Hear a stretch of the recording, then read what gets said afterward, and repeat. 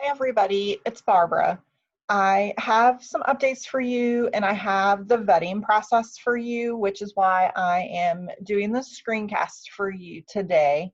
I do not want to call another meeting, so I hope that you can just take a few minutes and watch this screencast so that you can be up to date on everything that's going on with K-2 vetting and just a few general updates. First of all, I just want to say how grateful I am for all of the work that you have been putting into this project. You are all going above and beyond, and it's just amazing to be able to work with such a skilled group of educators that are just really dedicated to making sure that we are supporting teachers so that they can support students. So just know that I am very grateful for everything that you are doing. Our first update has to do with lab pacing cards. Cindy on the second grade team is working on a reformat of those cards. She's going to be doing some teacher facing cards and some student facing cards, just a few minor changes, nothing major. If you are a lab card writer, you do not need to make Cindy's changes in your Module 1 cards at this time. I will get with the lab writers later and we will figure out which of Cindy's revisions need to be added to kindergarten and first grade. So no need to try to redo your work right now. Data trackers is the next thing that I have on the agenda. A lot of you just went ahead and started working on your own grade level tracker, even though I didn't really give you any direction. And I appreciate that you just took the initiative and went for it. We are not going to vet data trackers right now, but I would like for each team to let me know who their data tracker lead is. There should be a spot on the K-2 task list where you can add that. So please go ahead and add that there so that I know who to contact when I have questions about the data trackers. Landing pages. I just want to give you a quick update, and I'm actually going to open up the second grade landing page just so that you guys can see what I'm talking about. Sorry, I didn't have it open. So landing pages are actually, this is the second grade draft of the landing pages. When our work is done, the first few pages of the curriculum guide is going to be the year at a glance documents. So I put year at a glance documents in your folders. It's loading very slowly. You each have a draft for your grade level of the year at a glance document. You can just leave it in your folder for now. You don't need to do anything with it. These are the landing pages. If there was some confusion about where these lived, I apologize for that. But these landing pages are going to need to be updated for each module. Some of the links are going to remain the same through modules 1 through 4. You won't have to change them at all. And then the other links may change, especially like your assessments, your pacing and planning. Those things are going to change with every module that you write. So we want to always make sure that these are updated and connected to the work that you are creating. I am actually working and I hope to finalize the issues with the student supports and the aligned text because we have not really done a whole lot with those areas except for a few things in modules. Once these get resolved, I'm going to pull the team leads together and we're going to finalize those sections of the landing pages together. And then we will figure out how to make sure that all of the updates are made on each grade level's landing pages. So more to come on that. If you're interested in taking the lead on coordinating that work, let me know and I will be glad to hand that responsibility off to you and just let you know what the updates are going to be. So let me know if you want to take the lead on that, K2. The next thing is the link to the TD matrix. there is a link for each grade level that you will be able to add into your student supports. You do not need to be making any TD supports. Those are already done. K-2 and 3.5 they're being worked on now. So I will be sending you the links that you can use to add those to each module. So look for that in the email that is with this screencast. The other thing that I'm going to be sending you is another link to a folder that I think is going to be super helpful. I should have probably given it to you sooner. It's this connected resources folder. It's a public folder, and anything that we may or may not attach to curriculum guides, I've been dumping into this folder as shortcuts. So just I'll send you the link to this in this email, and you'll have it and you can star it. But it has a lot of good stuff in here, and one of the things it's going to have is that TD document that you need. All right, so back to my agenda. The next thing that I have on here is extended employment. Just a quick reminder that the next day to submit timesheets is July 1st. That's coming up this Wednesday, and you're submitting the actual hours that you worked from June 11th to June 30th. So just make sure that you are tracking the number of hours that you're working each pay period. You do not want to go over the amount of hours that we've been allotted. And also make sure you're updating your extended employment log, not just your timesheet, because I am responsible for making sure that all of that matches. And so I'll be checking those and sending you a friendly reminder sometime next week if it looks like you've gotten behind in tracking on your extended employment log. So go ahead and get those filled out so that I don't have a lot of email reminders to send. If Melanie is sending out reminders and updates about extended employment, just make sure that you're paying attention to those, because sometimes I don't get copied on everything she sends. So just make sure if Melanie's sending you something, just make sure you're following it. Okay, so now I'm moving on to what this screencast is really about, and that's vetting.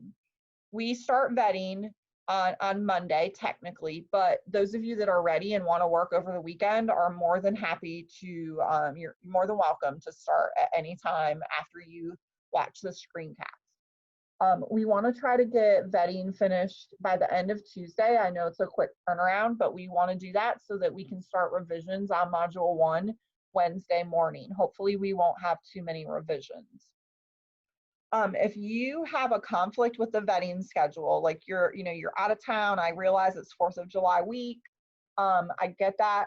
Just please let me know if you have a conflict and let the writer know, like whoever's work you're vetting, you need to let them know too, so that we can set up a different timeline for you to be able to vet. Hopefully that won't impact too many people, but I do want to try to be as flexible as possible.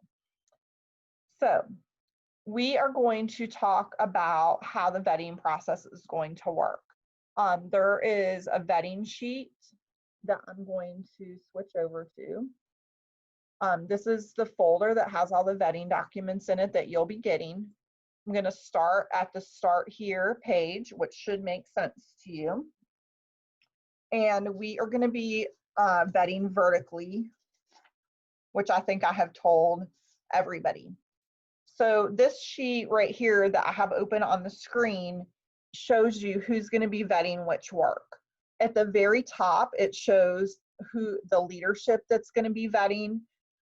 We are not going to vet right away. We're not going to start vetting Monday and Tuesday. We're going to wait until later Tuesday and into Wednesday just to see like what's already been checked and caught. And then we're just going to be looking for things that maybe the first round of vetting might have missed. So just be on the lookout for additional feedback from Endio, Akemi, and myself on these areas. And then as you scroll down, you'll see a section for each grade level. And you'll see here, first grade is going to vet kindergarten. Second grade is going to vet first grade, and kindergarten is going to vet second grade. and you'll see that I have assigned you all the sections in the modules and skills and labs and the different components that you're going to vet. So I'm just going to go through a few examples just so that you can see how the sheet works. This is the kindergarten chart. Kindergarten's being vetted by first grade. So when I look here for landing pages, and I look and see that Clara is going to be vetting Linda's work and skills. So that's how Clara knows what she's going to be vetting. If I scroll down and do another example, and I'm looking here for first grade and who's going to be vetting first grade's work, if I look right over here in pacing and planning, I can see that Carrie is going to be vetting Liz's work. So Carrie knows what she's going to be vetting, and it honestly looks like Carrie's going to be doing a lot of vetting. She was involved in a lot of different writing. So then I'm going to give you a second grade example. When I look here in second grade's going to be vetted by kindergarten. And I see in labs that Trish is going to be vetting Cindy's work in labs, pacing, and planning. So that is going to be how this document works. This document is where you're going to start. This is how you know what you're supposed to vet.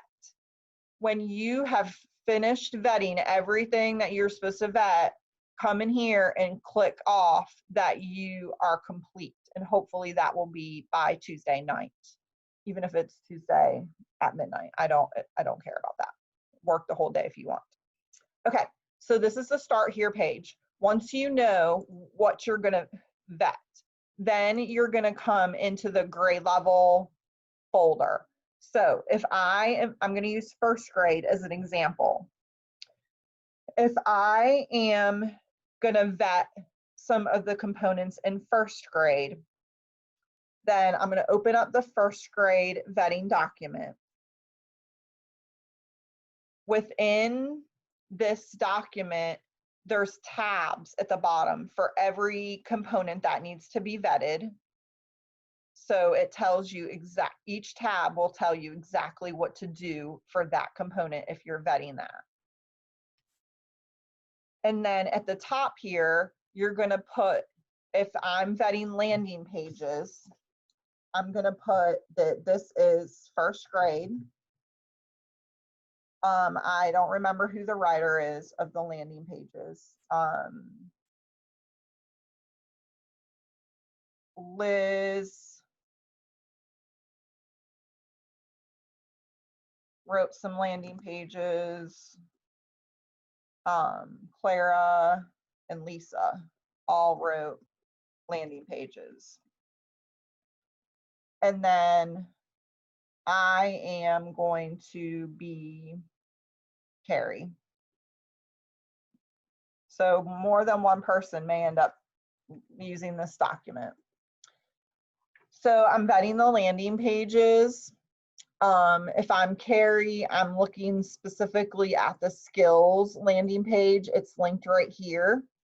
Everything that you need to know about, everything that you need to check is listed here. Also, you've got your color coding, your links to the actual directions for how these documents were supposed to be created, and the formatting requirements. All of those are up here in the corner. And then you're just going to literally go down this entire checklist and check off everything that's correct. If something is not correct, you're going to come down to the bottom here and put a comment as to what it is that is missing. For example, if they did not update their color bands correctly, you're going to leave that unchecked and come down here and say, you know, color coding not followed until the specific pages that need to be fixed.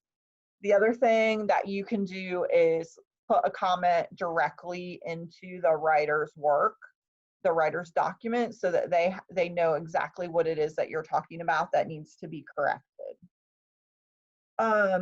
If there may be places, especially like little typos and bullets and things, where you feel like it's easier to just fix the writer's work than it would be to comment, that's fine if you want to fix little typos and things like that. Just make sure if you're doing a lot of that, that you let the writer know. For example, if the writer was doing assessments and all of their bullets were formatted incorrectly, if you change them and don't let them know that you fixed it behind them, then they're going to continue to always have their bullets wrong, and you're going to continue to have to vet that and fix that for them every time we do a vetting round. So just know that if you fix errors, it's fine. You just need to let the person know so that they don't continue to make those errors. Okay. So I'm going to go through each of these just really quick. I showed you the first page for landing pages. I would assume that this would be the only one where multiple people would be working in it at the same time. The next page is grading guidance. Everything that you need to look at for that grade level that you're vetting should be linked here for you. This is the skills grading guidance. You have modules pacing. You have skills pacing. First grade actually has 2 skills pacing parts that need to be vetted. There's a labs pacing, and then there's module student supports. The very last tab is data trackers. It's blank right now because I'm not going to vet those at this time. So that's going to be something to come. So this gives you just a real general overview of the process of how we are going to vet. Make sure if you have questions to go ahead and ask your questions, because I want to make sure that everyone understands the process. If it's a question about the writer's content or their process, go ahead and reach out directly to the writer of that document. If it's more about how to vet or what you're supposed to be looking for, you can reach out to NDO, you can reach out to Akemi, or you can reach out to me, or you can reach out to all 3 of us at the same time and see who gets back to you first. So please, please, please ask us if you need help. Now that you have watched this screencast and you have all the links, you are officially free to vet if the writer that you are vetting has their work complete. And I'm going to just end with my grateful image just to remind you that I truly do appreciate everything that you are doing and continue to do to support this project. So I'll see you next week, I'm sure, and have a great weekend and enjoy vetting.